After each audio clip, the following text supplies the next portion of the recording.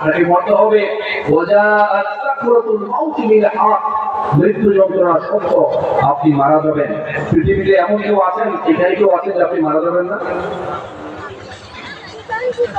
কারা কারা মারা যাবেন না? হাতে নাতে দেখি। কি মারা যাবেন না? মনের ভুলে তুলে ফেলছে, তাই না? আল্লাহ মুখেরটা গ্রহণ করেন না মনেরটা গ্রহণ করেন? হ্যাঁ, মুখেরটা না মনেরটা? কাল হাসরের দিন আল্লাহর আরশের ছায়া ছাড়া আর কোন ছায়া থাকবে? ছায়া থাকবে?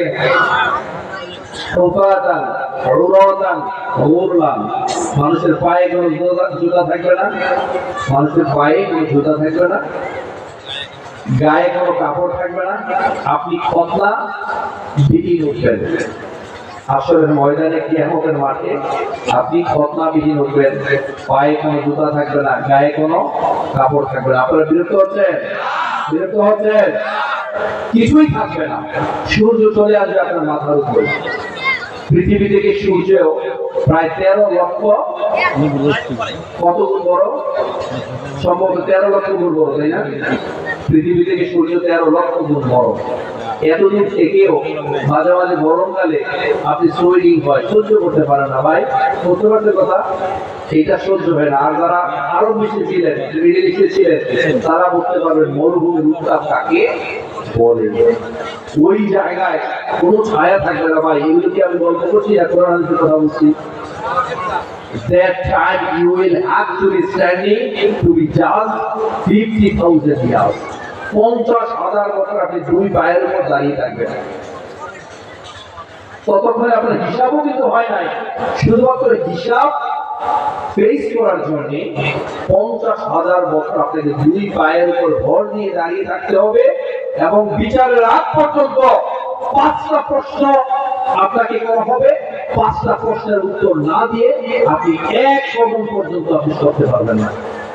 50,000 বছর আপনাকে প্রথম প্রশ্ন করা হবে, how have you spent your valuable time? তুমি তোমার গুরুত্বপূর্ণ সময়টাকে কোন কাজে ব্যয় করেছো? নিজের কল্যাণের পাশাপাশি মানবতার কল্যাণ করেছো, না অন্যকে কিভাবে বাদ দেওয়া যায় সেই কাজে তুমি তোমার গুরুত্বপূর্ণ সময়টাকে কাজে লাগিয়েছো? ঠিক কি আমার চট্টগ্রামবাসী?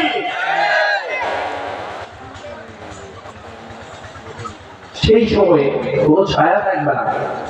কিন্তু আল্লাহর আরশের ছায়া ছাড়া আর কোনো ছায়া না থাকলেও শুধু ছায়া থাকবে কার? আল্লাহর আরশের ছায়া থাকবে। সেই আরশের ছায়ায় প্রথম যার নাম বলা হয়েছে তিনি কি জানেন? ন্যায়পরায়ণ শাসক। সুবহানাল্লাহ বলবেন না? যারা ন্যায়পরায়ণ শাসক, যারা বুঝতে পারেন আমি পৃথিবীতে শুধুমাত্র আমি ভোগ করার জন্য আসি নাই, আমি করার জন্য আসি নাই, আমি আসছি মানবতার সেবা করতে, সার্ভিস দিতে। Man is the man for all. মানুষ হচ্ছে মানুষের জন্য। ভাই, রাস্তায় একটা পিঁপড়া আরেকটা পিঁপড়াকে দেখলেও কেউ দাঁড়িয়ে কথা বলে। আমরা মানুষ হতে পারি না। আপনি প্রকৃতির দিকে তাকান, আপনি প্রকৃতির দিকে তাকান, কোনো ক্লেশ আছে? কোনো ক্লেশ নাই। মাঝে মাঝে দুই একটি ডালপালা, অবাধ্য বাঁশের কঞ্চির মতো দুই একটি ডালপালা এদিক সেদিক চলে গেলেও আলটিমেটলি কত চমৎকার মেল বন্ধু তাদের মাঝে দেখবেন। মানুষ মানুষের অশান্তি থাকলে, অশান্তি লাগলে প্রকৃতির কাছে যায় না, মেলে দেখবেন মনটা ভালো হয়ে যায়, প্রশান্ত হয়ে যায়। কেন? তারা আন্তরিক। কিন্তু আমরা মানুষ হয়ে মানুষের খোঁজ খবর রাখতে পারি না। আমরা মানুষ, আশরাফুল মাখলুকাত। আমাদের চরিত্র এমন হয়েছে, আমরা আরেক ভাই, আরেক মানুষকে, আরেক মুমিন বান্দাকে 100 টুকরা করে তাকে আমরা হত্যা করেছি। ঠিক না? এগুলো করবেন না, দরাকে সরাগান করবেন না। কোন জালিম কখনো শান্তিতে মরতে পারে নাই, কোন জালিম কখনো শান্তিতে মরতে পারে নাই।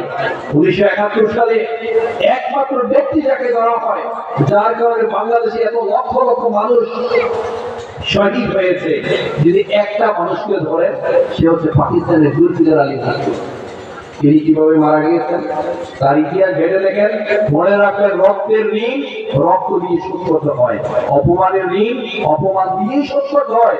আলটিমেটলি অনেক সময় এমন হতে পারে আপনার এই ঋণ শোধ করার জন্য আপনার ফ্যামিলির সদস্যদেরকেও এই ঋণ শোধ করতে হয় রক্ত দিয়ে। তারপর তার মেয়ের বিয়ে অবস্থা হয়েছে, ব্যানার্জির ঘটে কিভাবে মারা গিয়েছে। যে কেউ হতে পারে।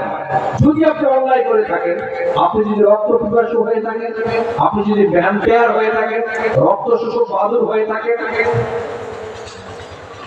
শুধুমাত্র আপনার ক্ষমতাকে টিকিয়ে রাখার জন্য আপনি নিশ্চিত থাকেন।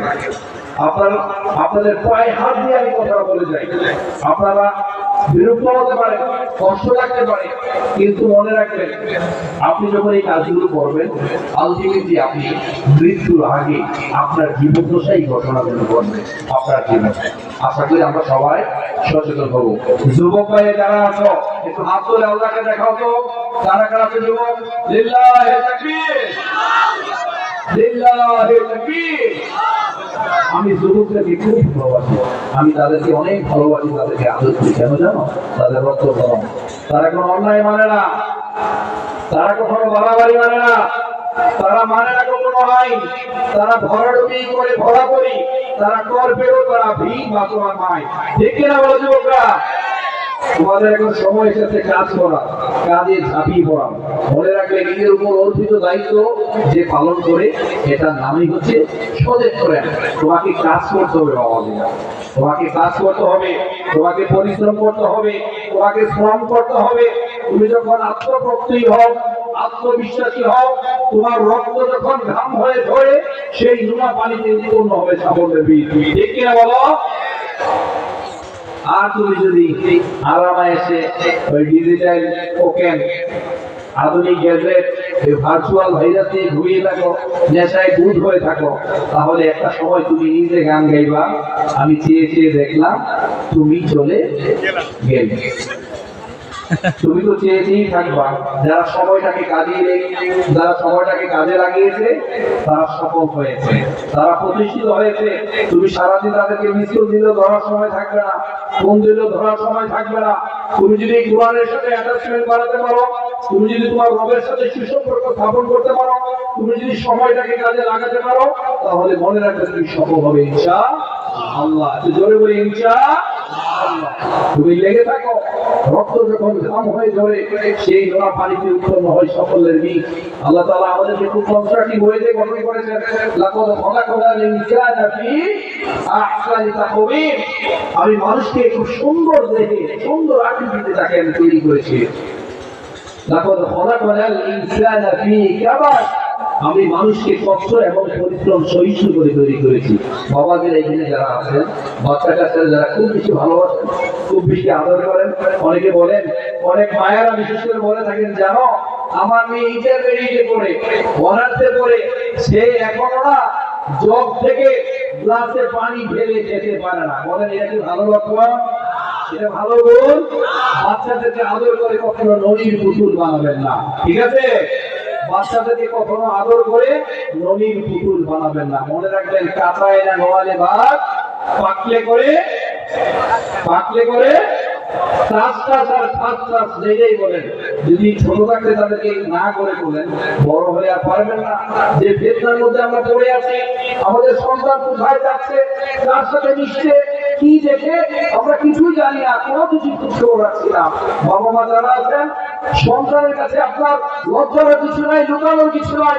আপনার সন্তান কার সাথে মিশে, কি খায়, কি দেখে, সারা দরজা কি পড়ে, কি দেখে, এটা দেখার দায়িত্ব আপনার কিনা বলেন? এক করোনাকালীন সময় আমাদের লেখাপড়া যত 12টা বেজে গিয়েছে, আগামী 50 বছর আমরা সেই ঘাটতি পূরণ করতে পারবো কিনা তার কোনো ইয়ে তো নাই, ঠিক কিনা বলেন?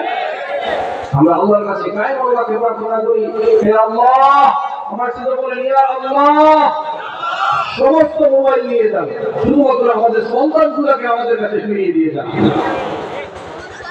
ছোট মানুষ যারা তোমরা আছো, ইয়াং যারা আছো, তুমি কি জানো, তুমি যখন মোটরসাইকেল স্টার্ট দাও, তোমার এই মোটরসাইকেলের স্টার্ট তো প্রকৃতিতে যায় না, এই মোটরসাইকেলের স্টার্ট তোমার বাবা মায়ের পরিচয় গিয়ে আঘাত খাবে, ঠিক কিনা বলো? তারা ভয় পায়, তো আমার ছেলে এই বুঝে অ্যাক্সিডেন্ট করলো, আমার ছেলে এই বুঝে গাড়ির নিচে পড়লো, তুমি বলবা তখন যখন তুমি বাবা হয়ে যাবে। সেটা সময়টাকে কাজে লাগাও, সময়টাকে যদি কাজে লাগাতে পারো, মনে রাখবে ইয়াং আমার জেনারেশন যুবক, তোমরা দেশকে আবার স্বাধীন করেছ এবং ৭১ সালে স্বাধীনতা নিয়ে এসেছে আমাদের এই ইয়াং জামাল ভাইরাই। ভবিষ্যতে যখন আবারও গাজায় হিন্দ হবে অথবা অন্য কোন ধরনের বর্তমান সিচুয়েশন তৈরি হবে, আমার যুবক ভাইরা এগিয়ে আসবে। ঠিক কি না যুবক ভাইরা বলো? কিন্তু তোমরা দেশ স্বাধীন করবে, টিকটক করবে, তোমরা নিজেরাই নেশাগ্রস্ত হয়ে যাবে। এটা হবে? সময়টাকে কাজে লাগাবো না, এটা হবে? সময়টাকে কাজে লাগাও। যদি তুমি তোমার জীবনটাকে ভালোবেসে থাকো, জীবনটাকে যদি তুমি লাইক করে থাকো, তাহলে সময়টাকে প্রপারলি ইউটিলাইজ করতে শিখো। কারণ এই সময় তোমার জীবনটাকে গড়ে তুলবে। জীবন বদলে যায় সময়ের সাথে, সময় বদলে যায় সম্পর্কের সাথে, সম্পর্ক কিন্তু বদলে না আপনজনের সাথে, তবে মাঝে মাঝে কিছু আপনজন বদলে যায় সময়ের সাথে। দেখে না আপন মানুষ চেনা বড়ই দায় রে, আপন মানুষ চেনা বড়ই দায়, আপন মানুষ চেনা বড়ই দায় রে, আপন মানুষ চেনা বড়ই দায়। দেখেরা চাইলেও তারে যায় না ভোলা, বুকের ভেতর কষ্টের মেলা, চাইলেও তারে যায় না ভোলা, বুকের ভেতর কষ্ট মেলা। আপন মানুষ সবচেয়ে বেশি আপনকে কাঁদায়, আপনকে কাঁদায়, আপন মানুষ চেনা বড়ই দায় রে, আপন মানুষ চেনা বড়ই দায়। লিল্লাহে তাকবীর, লিল্লাহে তাকবীর, লিল্লাহে তাকবীর। তাই ভাই কাজটা খুবই ইম্পর্টেন্ট, কাজটা খুবই ইম্পর্টেন্ট। পৃথিবীতে তুমি সমাজিত হবে কাজের মাধ্যমে। কাল আসরের দিন আল্লাহর কাছে সমাধিত হবে তুমি কাজের মাধ্যমে। কাজটাই আসল। একটা মানুষের জৈবিক মৃত্যুর পর বেঁচে থাকে তার কর্মের মাধ্যমে। সময় এবং কাজের যুক্ত হচ্ছে জীবন, একটাই তোমার জীবন। তুমি পৃথিবীতে থাকতে আসো নাই, নিজেকে যত সিকিউরিটি দিয়ে রাখো, যত নিরাপত্তা দিয়ে রাখো, কোন নিরাপত্তাই তোমাকে বাঁচাতে পারবে না। তাই তাই কর্মটা হচ্ছে ইম্পর্টেন্ট। তুমি একটা মানুষ আল্লাহর কাছে শ্রেষ্ঠত্ব নির্বাচিত হয় তার কর্মের মাধ্যমে, তার তাকওয়ার মাধ্যমে। ইন্না আকরামাকুম ইনদাল্লাহি আতকাকুম, তার তাকওয়া কোন লেভেলে, এটার উপর ভিত্তি করে আল্লাহর কাছে সে সমাদৃত হয়। মনে রাখবে তুমি কাজের মাধ্যমে আল্লাহর কাছে সমাদৃত হবে। ইয়া আইয়ুহাল ইনসানু ইন্নাকা কাদিহুন ইলা রাব্বিকা কাদহান ফামুলাকি। এই কাজের মাধ্যমে আমরা আল্লাহর কাছে উঠবো। তোমার কাছে মনে হতে পারে আমি দুর্বল, আমার মামা খালু নাই, আমার সচিব নাই, আমার আমলা নাই, আমার পাওয়ারে কোনো মন্ত্রী এমপি নাই, হাজার হাজার টাকা নাই, এই জন্য আমি কিছুই করতে পারি না, পড়াশোনা আমি ঠিক মতো করি নাই। আমি বলবো ভাই মনে রাখবে জীবনকে শুরু করা যায় যে কোনো স্থান থেকে, যে কোনো সময় থেকে, যে কোনো জায়গা থেকে জীবনকে শুরু করা যায়। শুধু প্রয়োজন ঠিকই ওইতে লেগে থাকা, আল্লাহর উপর বিশ্বাস স্থাপন করা। والذين جاهدوا فينا لنهدينهم سبلنا وإن الله لمع المحسنين। আল্লাহ কাউকে সাধ্যের অতিরিক্ত ভার করে চাপিয়ে দেন না। লা ইউকাল্লিফুল্লাহু নাফসান ইল্লা উসআহা। আল্লাহ মানুষকে সাধ্যের অতিরিক্ত ভার চাপিয়ে দেন না। মনে রাখবে life can be started from any place, anywhere, any time, and you will have to start your life from the very beginning। জীবনটাকে যে কোনো সময় থেকে শুরু করা যায়, যে কোনো স্থান থেকে শুরু করা যায়, যে কোনো বয়স থেকে শুরু করা যায়। আমেরিকার প্রেসিডেন্ট আব্রাহাম লিঙ্কন তিনি সারা জীবন শুধু ব্যর্থ ব্যর্থ ব্যর্থ হয়েছেন।